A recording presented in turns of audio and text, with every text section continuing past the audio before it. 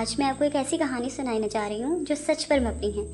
ایسی تمام لڑکیوں کے لیے یہ کہانی ہے جو سوشل میڈیا کی محبت پر یقین رکھتی ہیں اور اپنا سب کچھ لٹانے کے لیے تیار ہو جاتی ہیں۔ تو میری کہانی سننے کے لیے آخر تک میرے ساتھ رہیے گا۔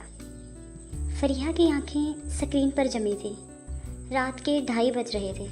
اس کا کمرہ اندھیرے میں ڈوبا تھا، سوائے اس کے فون کی نیلی روشنی کے جو اس کے چہرے پر رقص کر رہی تھی۔ وہ انسٹاگرام پر ایک پروفائل کو بار بار دیکھ رہی تھی۔ نام تھا ریحان احمد۔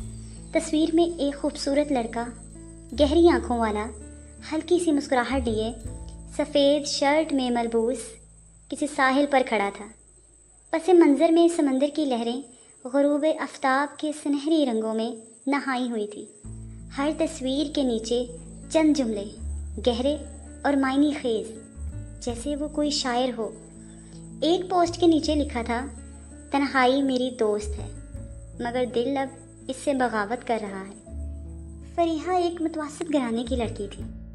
لاہور کے ایک انجان محلے میں اس کا گھر تھا، جہاں زندگی سادہ مگر رنگین تھی۔ وہ یونیورسٹی میں فائنل ایئر کی طلبہ تھی اور اس کی زندگی کتابوں، دوستوں اور خاندان کے گرد گھومتی تھی۔ لیکن رات کے اس وقت جب سب سو رہے ہوتے، وہ اپنی ایک الگ دنیا بساتی تھی۔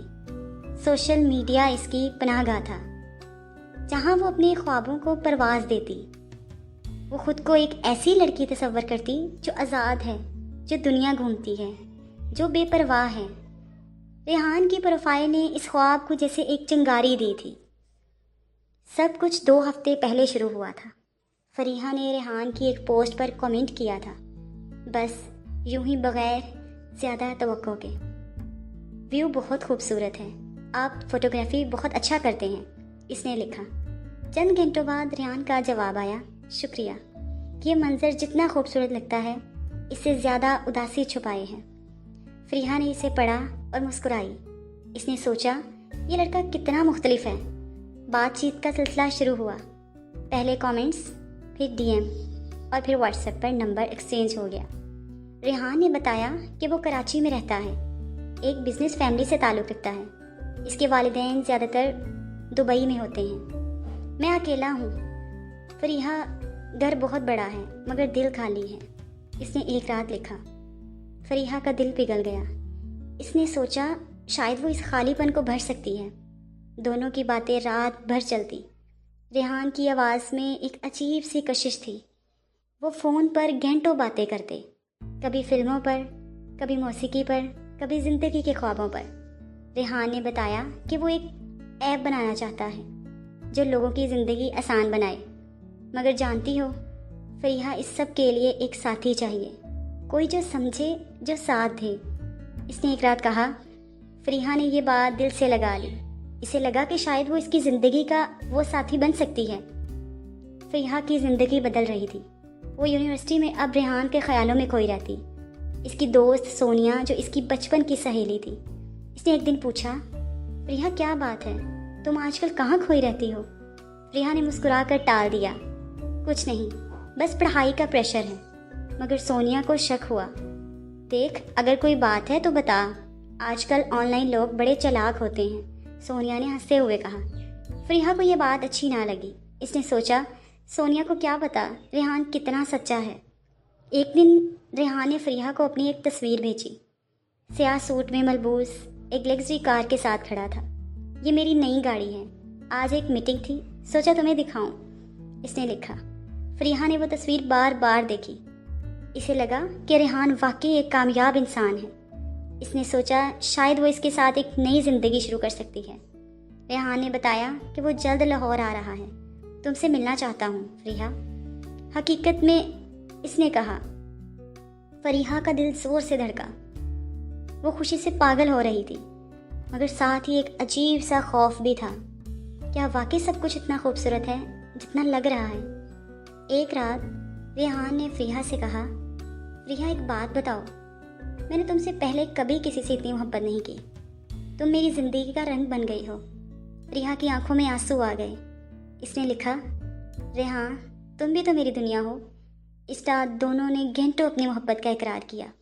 ریحان نے کہا کہ وہ جلد ایک سرپرائز دینے والا ہے، بس تم تیار رہنا، ہماری زندگی بدلنے والی ہے۔ فریحہ نے سوچا شاید وہ شادی کی بات کر رہا ہے۔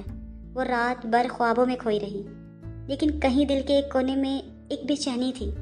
سونیا کی بات بار بار ذہن میں آتی۔ فریحہ نے اپنے بھائی عرفان سے بھی بات کی، جو سائبر سیکیورٹی میں کام کرتا تھا۔ عرفان نے کہا، فریحہ، سوشل میڈیا پر سب کچھ ویسا نہیں ہوتا جیسا دکھتا ہے، اس لڑکے کا بیک گراؤنڈ چیک کرو۔ فریحہ نے کہا، بھائی وہ سچا ہے، تم سب کیوں اسے غلط سمجھ رہے ہو؟ عرفان نے ہنستے ہوئے کہا، ٹھیک ہے، بس خیال رکھنا۔ فریحہ نے اس بات کو نظر انداز کر دیا۔ وہ ریحان پر بھروسہ کرنا چاہتی تھی۔ ایک دن ریحان نے فریحہ کو کال کی۔ اس کی آواز میں ایک عجیب سی جوش تھا۔ فریحہ، تیار ہو؟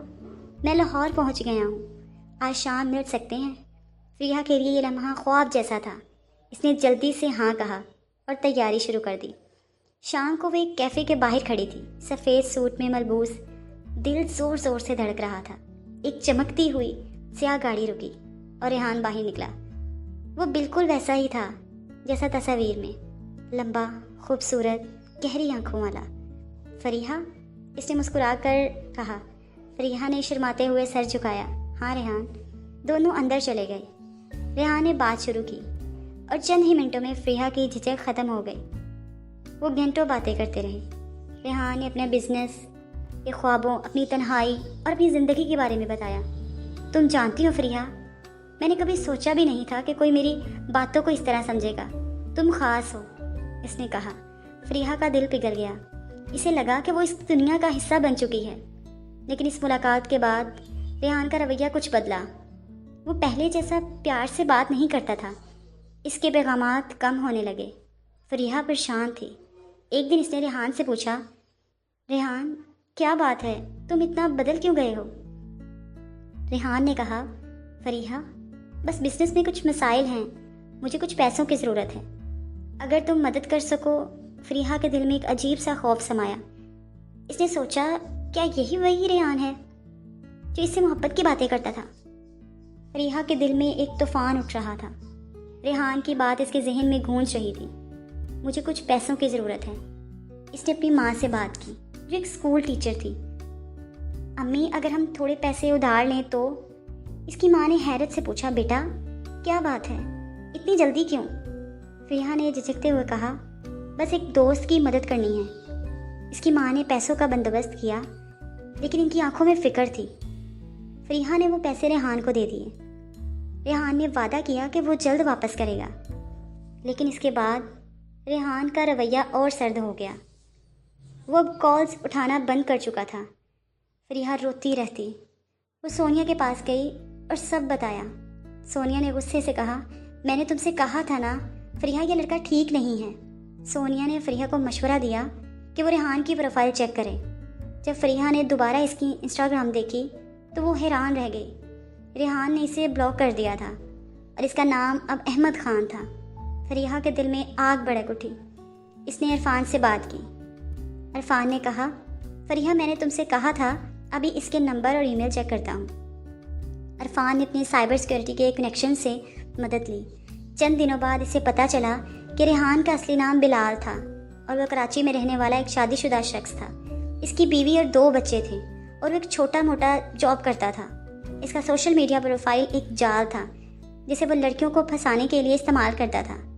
فریحہ کو یہ سن کر دھچکا لگا۔ وہ سوچ بھی نہیں سکتی تھی کہ ریحان جسے اپنی زندگی کا رنگ کہتا تھا ایک دھوکے باز نکلے گا۔ فریحہ نے فیصلہ کیا کہ وہ بلال کو سبق سکھائے گی۔ اس نے سونیا اور عرفان کے ساتھ مل کر ایک پلان بنایا۔ انہوں نے ایک جعلی انسٹاگرام پروفائل بنایا جس میں سونیا ایک امیر گھرانے کی لڑکی بنی۔ بلال فوراً اس جال میں پھنس گیا۔ اس نے وہی باتیں شروع کی جو اس نے فریحہ کے ساتھ کی تھی، تنہائی کی باتیں، محبت کے وعدے اور پھر بزنس کے لیے پیسوں کی مانگ۔ فریحہ اور عرفان نے بلال کو لاہور آنے کی دعوت دی۔ انہوں نے ایک کیفے میں ملاقات طے کی جہاں سونیا اس جعلی پروفائل کی لڑکی بن کر موجود تھی۔ فریحہ ایک کونے میں چھپ کر بیٹھی تھی اور عرفان نے پولیس کو پہلے ہی اطلاع کر دی تھی۔ جب بلال کیفے میں آیا، فریحہ کی آنکھوں میں آگ بھڑک اٹھی۔ وہ وہی تھا، وہی مسکراہٹ، وہی انداز، लेकिन इस बार फरीहा इसके झांसे में नहीं आने वाली थी। जैसे ही बिलाल ने सोनिया से पैसों की बात की, पुलिस ने इसे दबोच लिया। बिलाल घबरा गया। इसने भागने की कोशिश की, लेकिन पुलिस ने इसे गिरफ्तार कर लिया। गिरफ्तारी के बाद पुलिस ने बिलाल के घर की तलाशी ली। वहाँ से कई जाली शनाख्ती कार्ड, बैंक अकाउंट्स और दीगर लड़कियों के साथ इसकी चैट्स के सबूत मिले। पता चला कि फरीहा इसके धोखे की वाहद शिकार नहीं थी। इसने कम से कम 7 दीगर लड़कियों से लाखों रुपए बटोरे थे। फरीहा ने बिलाल की बीवी से मुलाकात की। वो सदमे में थी।